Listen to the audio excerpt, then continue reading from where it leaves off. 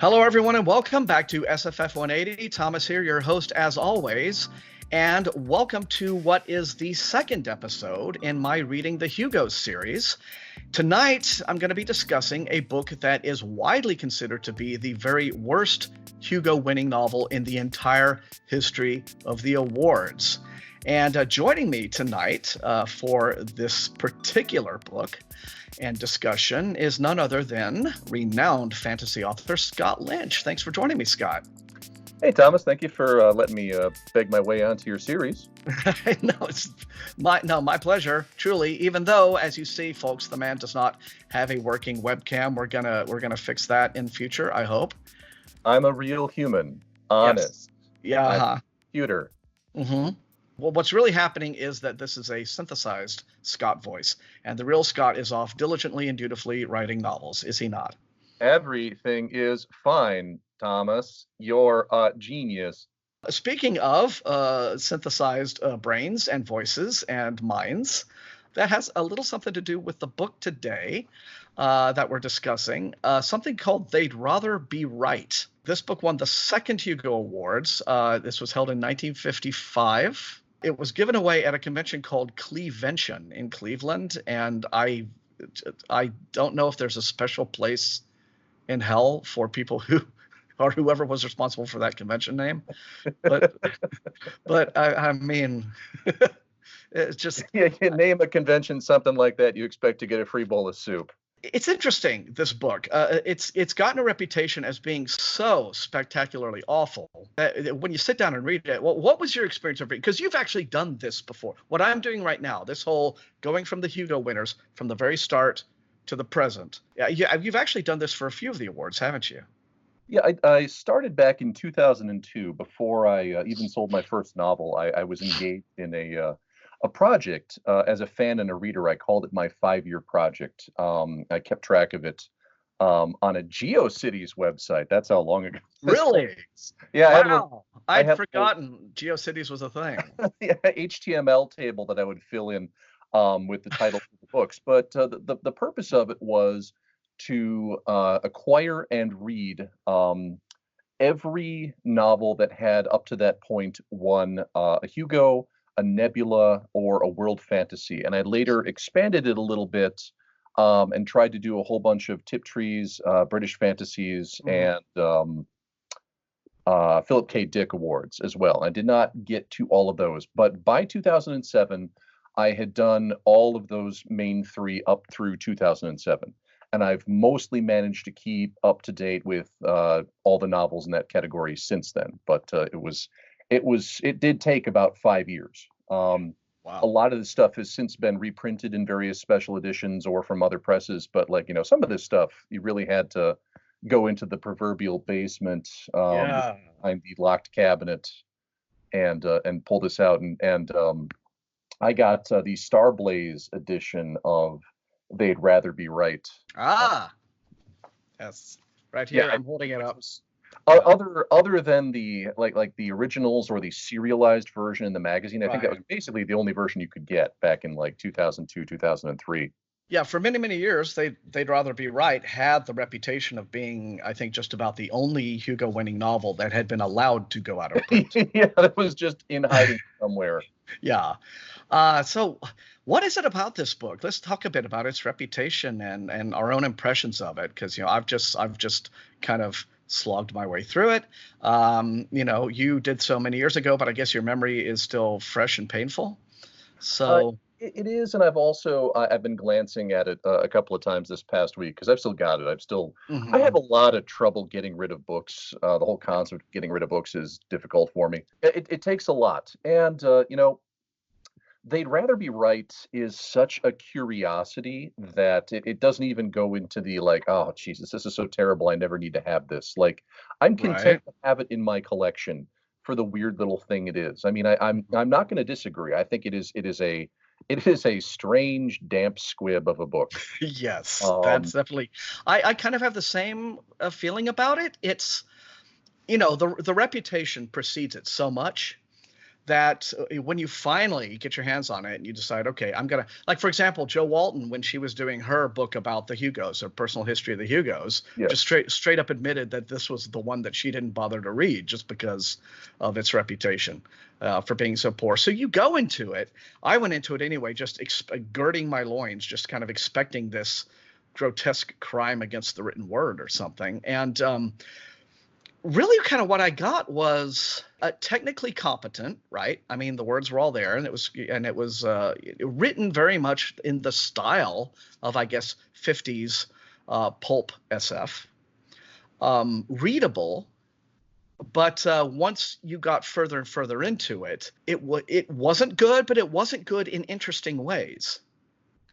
Yeah, I was, I went into it sort of expecting, Raspberry Award level literary pyrotechnics, like, is this going to be Battlefield Earth? Is this going to be, that Right. sort of absolute Yeah. lunatic, frothy nonsense?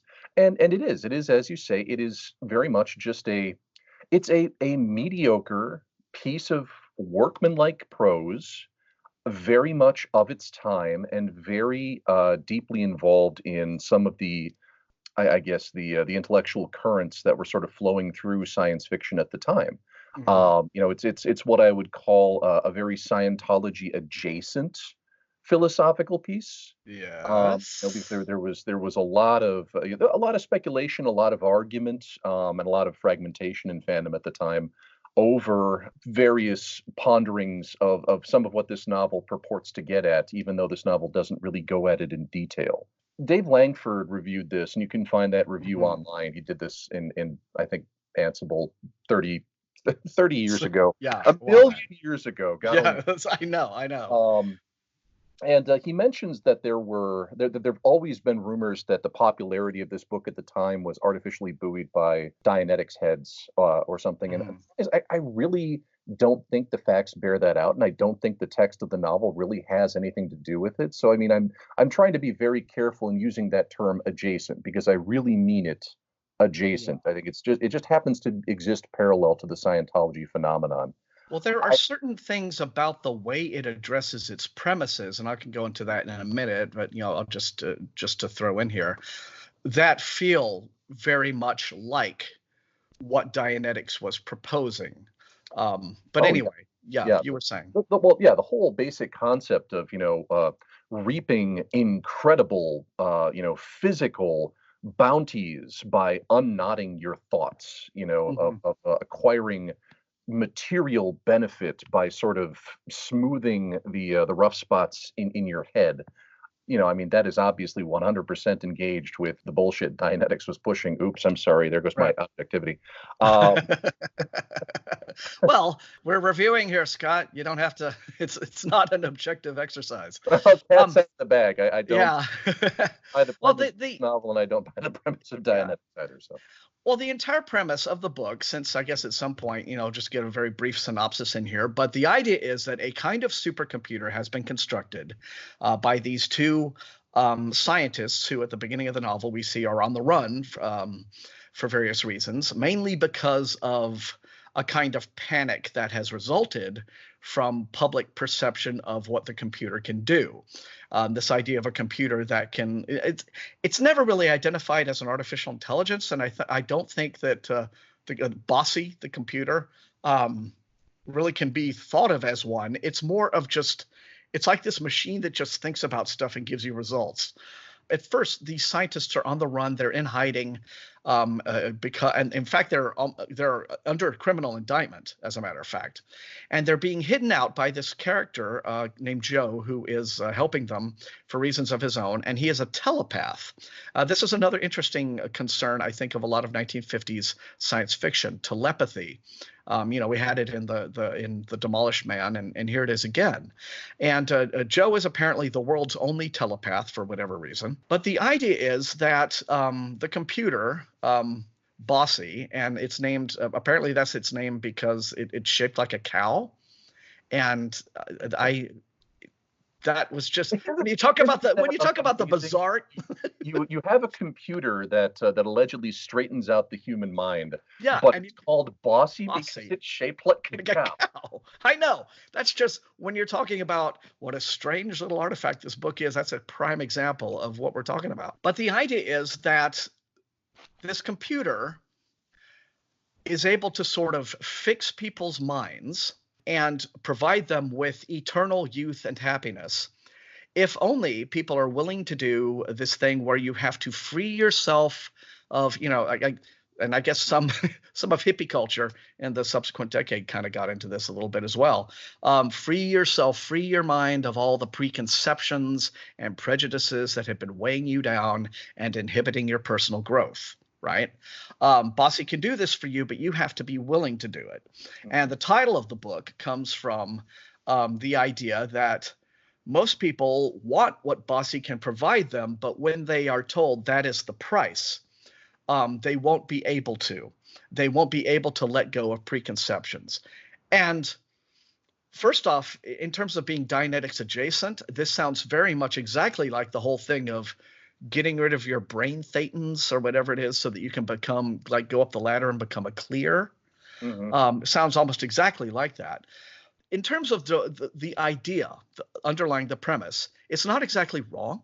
You can read articles today. It's still very relevant how we're living in a kind of post-fact culture where, in fact, if you present a person who has adopted beliefs in something for either ideological reasons or, they're caught up in the sunk cost fallacy, simply presenting someone who is wrong about something with clear and objective facts won't change a lot of people's minds. They'll look at them and they'll still just continue to believe what they're believing for whatever reason, if it's a personal ideology or if it's providing some sense of emotional comfort or what have you. But what the book chooses to do in terms of addressing that premise is, of course, blazingly silly, right? I mean, the computer, it's never explained exactly how Bossy does this, but Bossy can apparently go into your mind, fix it like defragging a hard drive, which was Dave Lamford's comparison. And the process of doing this actually causes you to physically de-age. And this actually happens to the first character that, Bossy tries the whole process on, right? You have this woman who is in her late 60s. Mabel is her name, this character, and she has she's all living on Skid Row with where they're taking refuge. So and she, in her past, she's had prostitution and drug abuse and all these kinds of things. And when she emerges from Bossy's, therapeutic session, she looks like this glamorous movie star in her early 20s. It's just a perfectly ridiculous idea because it's never explained. We're just expected to accept that it has happened. Yeah, it's the whole, she used to be a whore, but then science straightened her out. I mean, that whole aspect of it is just so perfectly of its time.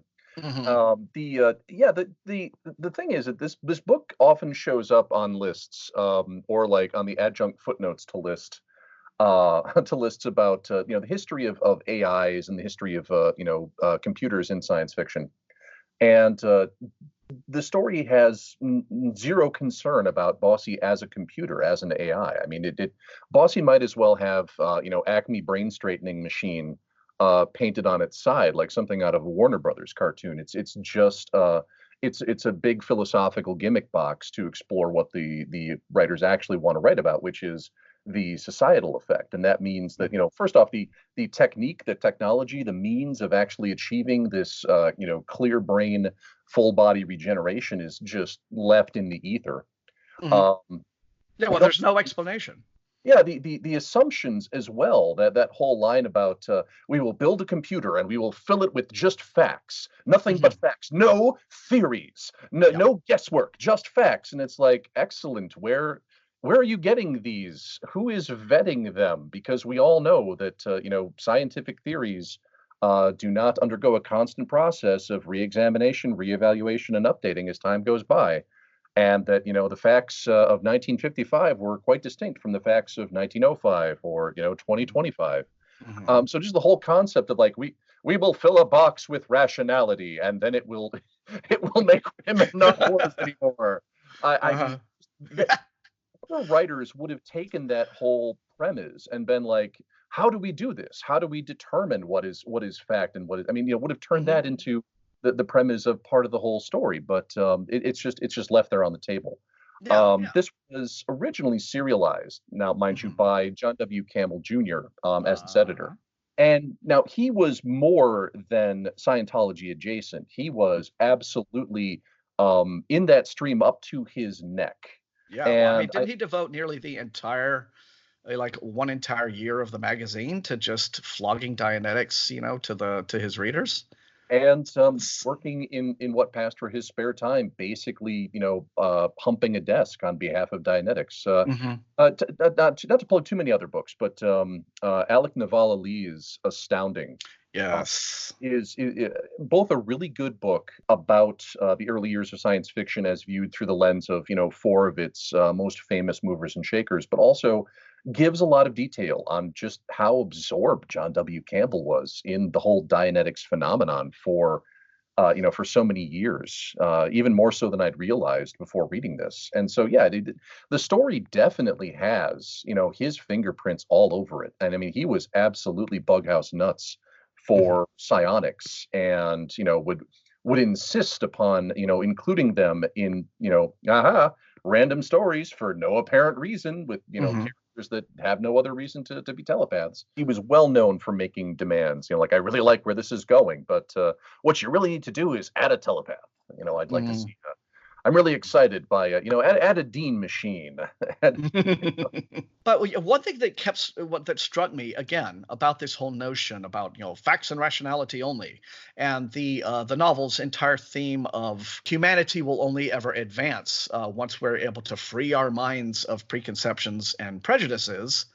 That in itself is a preconception, right? Mhm. I don't know that you can really form any kind of idea, even in a scientific context, that is just pure, unfiltered rationality, that is not going to at least have a bit of human bias to it, simply because we are what we are, and that would translate to building a computer that is supposed to just be a rational brain straightening machine. I noticed several things about the book, and I guess just the whole worldview of the book as I was reading it. First off, that there was, throughout the whole thing, there was this disdain for the public as this great unwashed who were just super easily influenced and really not capable of forming their own ideas unless they were just sort of being told. The book refers to this as opinion control. I mean, first, the government is influencing the public opinion by making everyone afraid of Bossy, and then later on, once what Bossy can do is actually made plain, that it becomes a sort of cybernetic fountain of youth.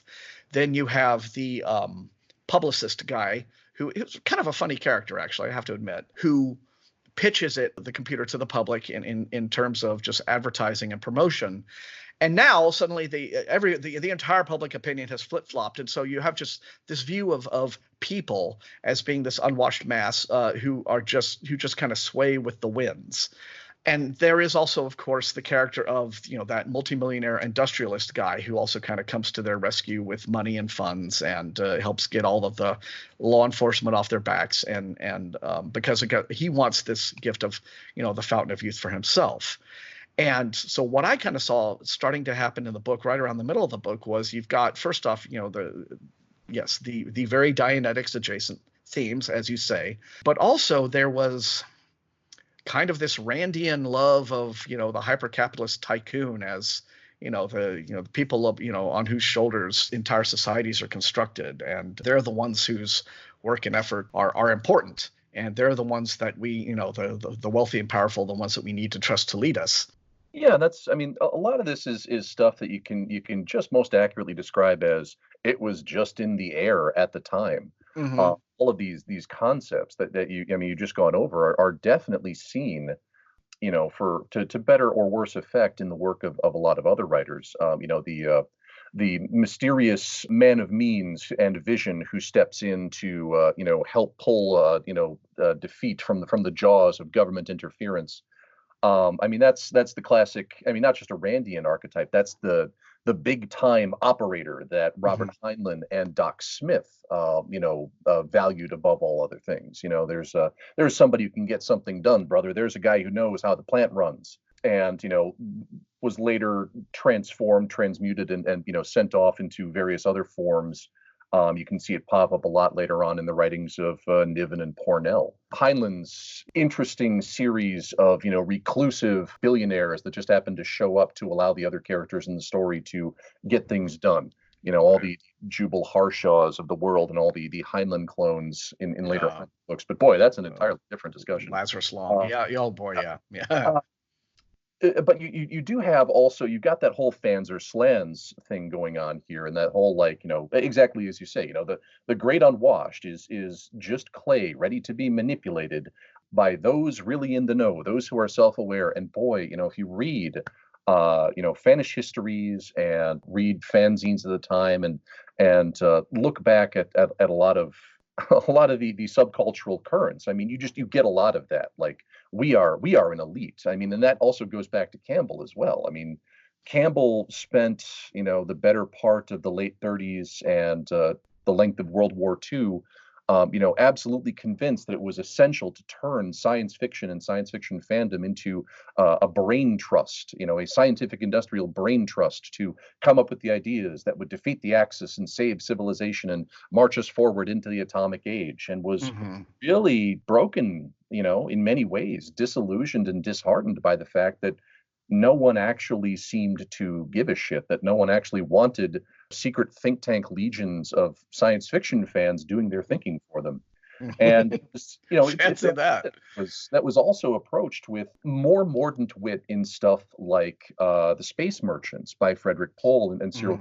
I mean, Kornbluth, for sheer misanthropy, could not be outdone by anybody. But at least he wrote with a lot of humorous verve. I mean, it's thickly dark humor, but at least it's humor. And that's the bringing us back once again to They'd Rather Be Right, is the fact that the most curious thing about it is that it's just so middling. It's just so meh. The Demolished Man, the first novel to ever win a Hugo, I mean, at least it has verve, it has energy, it's dynamic, it's got super cool typographical experiments in portraying how telepathy might look. That must have been absolute hell to typeset, but they still resonate 60, 70 years later. You can see why it would be fondly thought of. You can see why it would be remembered, but this book is just a big meh. Was it Rick Cook who just described this as being a made-to-order Astounding serial? And in that regard, you're right. It feels like a lot of it is just an exercise. And when it has moments of wit, and like I said, it does have a few. For example, again, like I talked briefly just about the character of the publicist who comes along to help the scientists out. So there are little moments of wit, and you get the impression that they were kind of snuck in there, maybe by Clifton. Whether it was, against Campbell's will or not is up in the air. But I do know that Clifton, this was not the first story, by the way, about Bossy that Clifton had written for the magazine. There were a couple of short stories that preceded this one. Yep. And then They'd Rather Be, and they were actually popular. So Clifton was a writer who was liked by Astounding readers. He had 8 or 9 short stories up to 1954. I mean, I glanced briefly at the Internet Science Fiction Database. So he didn't come out of nowhere and then vanish. He has 2 novels after this one, both of which I have copies of them, by the way. They're both said to be, I haven't gotten into them yet, but I'm told that they're both better than They'd Rather Be Right. Couldn't possibly be much worse. But then shortly after, in the early 60s, then Clifton dies prematurely, sadly. And Frank Riley, after the publication of this book, he disappears not only from science fiction, he appears to just completely vanish from the historical records. And I have no idea where he sprung from to begin with, or where he ended up. So there are some moments of wit in the book that are scattered about that would seem to indicate, okay, I can see why Clifton was liked by the Astounding readership, and why, if he was writing in even shorter form, his stories could clip along like that and could be a lot more engaging than this.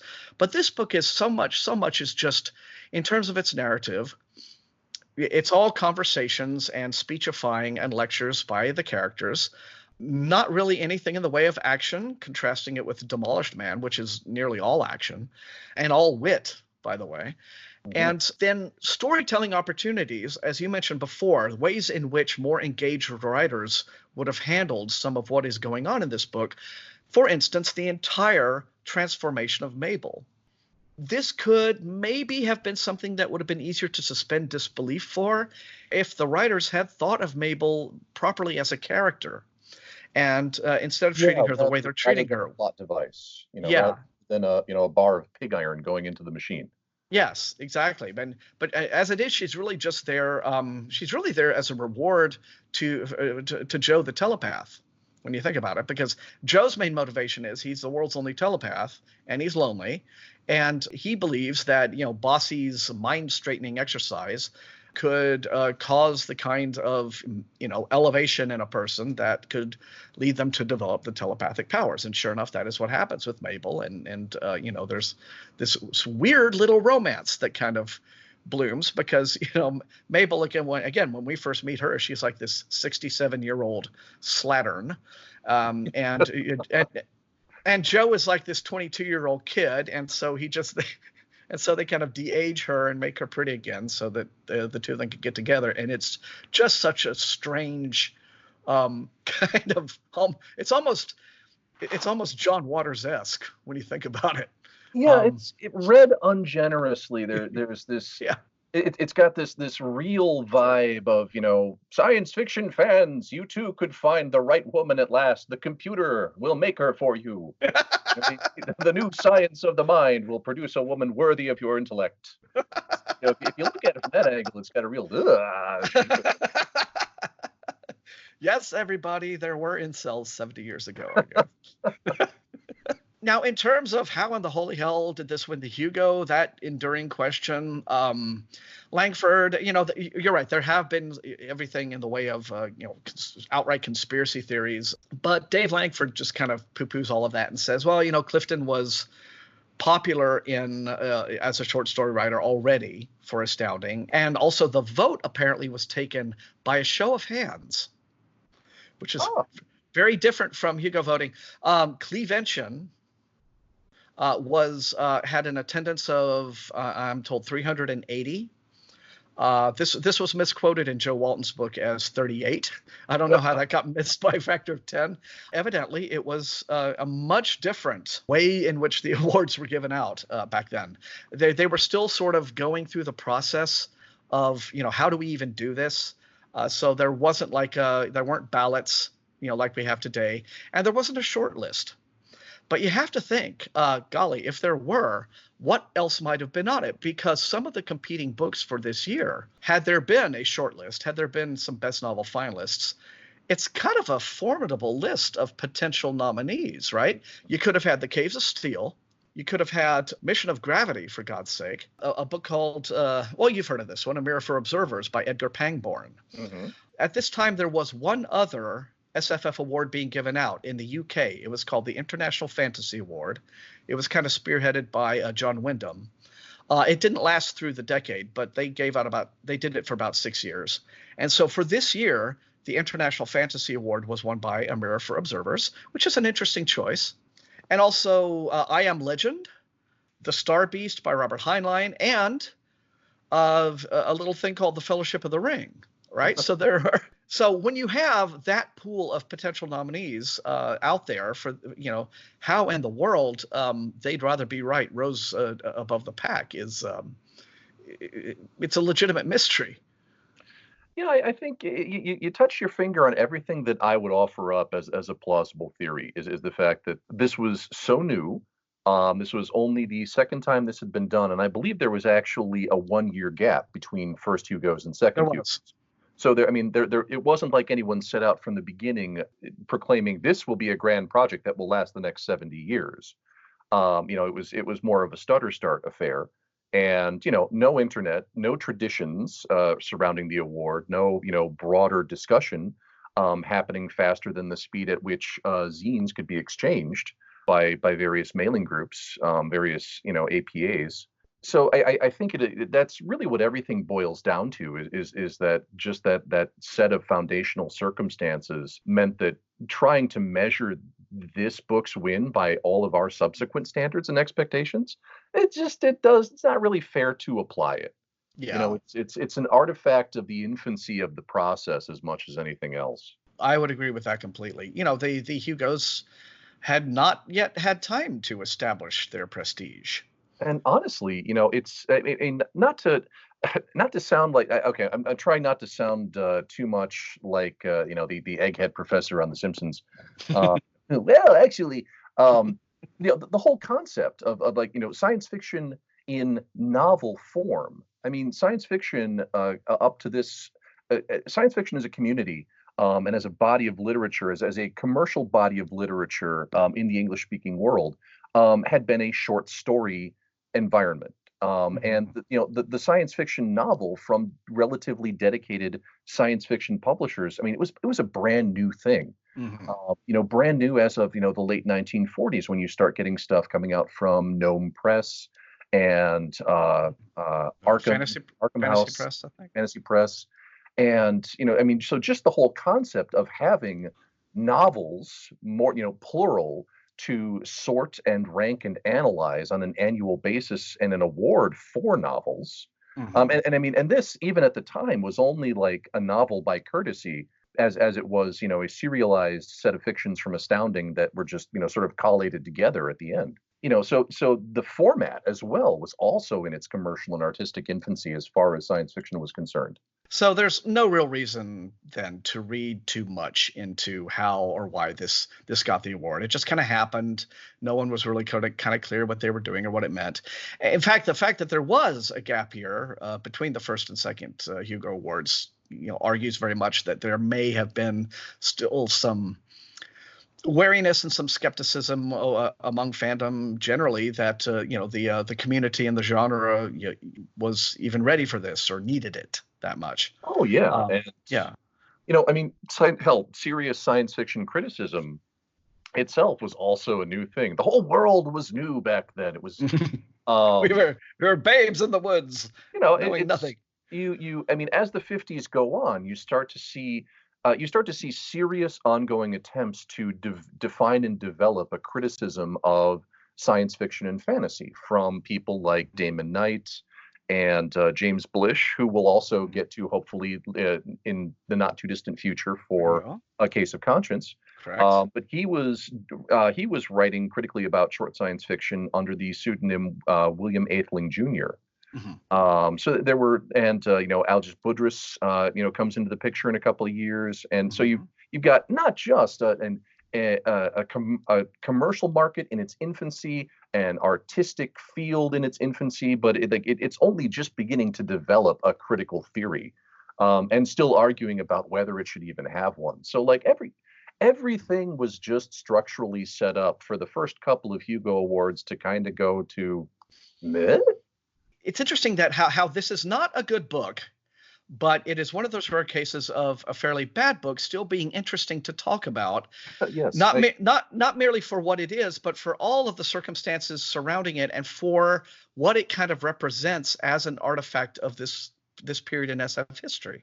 Yeah, and you can also see where it fits into the landscape of conversation, where it fits into the developing problems, the dialogue, ideas that would be taken by other writers and treated in a more interesting fashion. I mean, I'm a huge Frank Herbert obsessive, so I can relate anything back to Frank Herbert. But really, this novel strikes me as a proto Frank Herbert story, maybe 15 years too soon.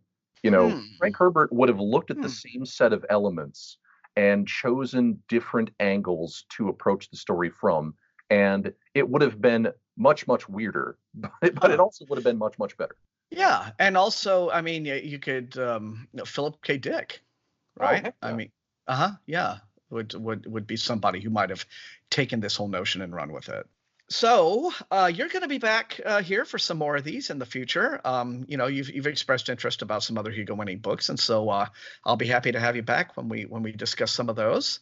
Oh, but I very much hope so. Yeah, and and we keep missing each other. I mean, are you ever going to come back to ArmadilloCon?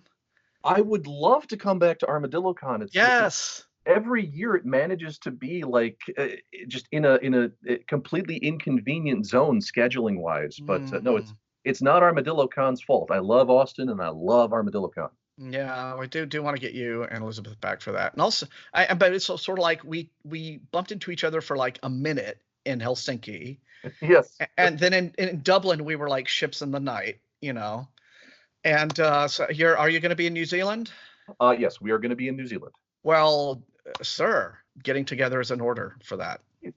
Yeah, Positive. I'm going to be trying to apply a slightly different approach slash philosophy to this Worldcon, and like I don't know what to call it. I will call it something like maybe actually planning in advance and hooking up with lots of people.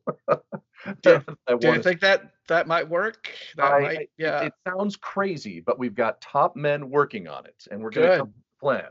Yeah, and so all you have to do, Scott, is release your prejudices and your preconceptions and just submit to the machine to clear your mind, and it will all come together for you. Head first into a giant cow-shaped computer, Big. and I will physically de-age, and I will come out of it 11 years old, and I will be, my driver's license will no longer apply. I won't be able to drink, and I won't be able to leave the country. So great. Well, when you say it like that, it sounds bad. Thanks, bossy. Okay. Well, anyway, again, it's been great having you, Scott, and we'll see you again for this really soon. Thank you. It's been a pleasure. Thanks for watching, everybody. I hope you guys had as much fun listening to that conversation as Scott and I did having it. This right here is going to be the official SFF180 rating for They'd Rather Be Right. Now, on the next episode of Reading the Hugos for 1956, Robert Heinlein won the Best Novel Hugo 4 times in his career, and we're going to be looking at the first of those wins, a book called Double Star. And also going to be looking at some of the other titles for 1956, because that is the first year for which we have a full Best Novel Hugo shortlist. So should be interesting. Keep an eye out for that. If you enjoyed watching, please slam that like button, share the video far and wide with all of your SFF reading friends, and above all, please subscribe. If you have not done so, that is how the channel grows. You can also support the channel at my TeePublic store and at my Patreon, where recruits into Wink's Army get little perks like getting to see some of these videos early access. I want to thank all of those wonderful, amazing people for their additional support. It's greatly appreciated. I want to thank the rest of you for being the very best viewers in all of BookTube, and until I see all of you next time, clear your minds and happy reading.